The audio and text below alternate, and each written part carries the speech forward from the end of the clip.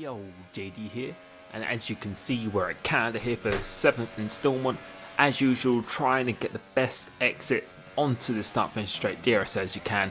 At this first corner, we'll be looking on the right hand side of the track. As that patch finishes, the white patch finishes, turning in 4th gear, middle of the track, 2nd gear, really try and carry a lot of apex speed through here.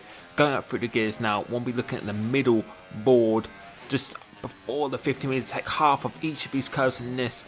Completely flat out for this next right hander, going up into 7th gear as you pass 100 meters, but about 75 meters out, late apex 3rd gear, short shift drifting through the gears, and don't run on these curves too much because it really will hinder your traction.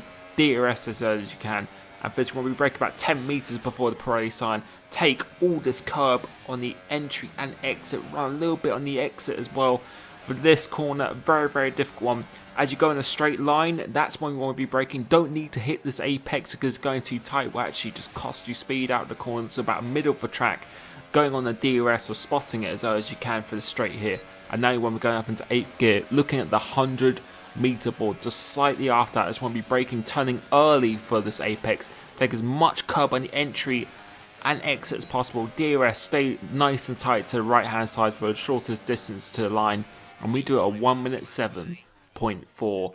And unfortunately my lap didn't actually load. I don't know if that's to do with the patch or something as well, but didn't really spend too much time in this because you can gain a significant amount of time by cutting quite a few corners. I think on my lap I slightly went over the white line for the chicane, but really not bad, not as much as you can do at all. But as for the Serb 3-7 wings, I felt just a balance of just stability and straight line speed is what you need around here, which is really balanced nicely with the weight distribution. So 3-7 wings I think is the way to go, and it feels very nice online as well. 90-100 diff, really want that maximum traction potential whilst not completely 100-100 because it would just be a little bit too difficult on the traction control. As for suspension geometry, same as usual. Suspension 2-2 because the curbs are quite aggressive around here, so went a little bit lower.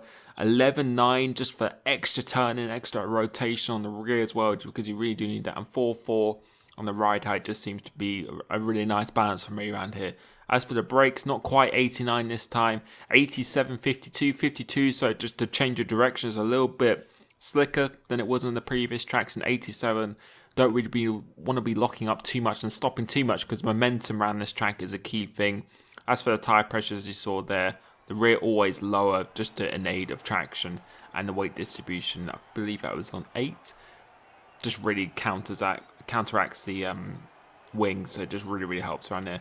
As you can see, 7-4 didn't really spend too long. You can definitely gain a lot of time for cutting the 1st and 2nd sector, but I thought that was a good lap. Let me know if you liked it, and see you soon.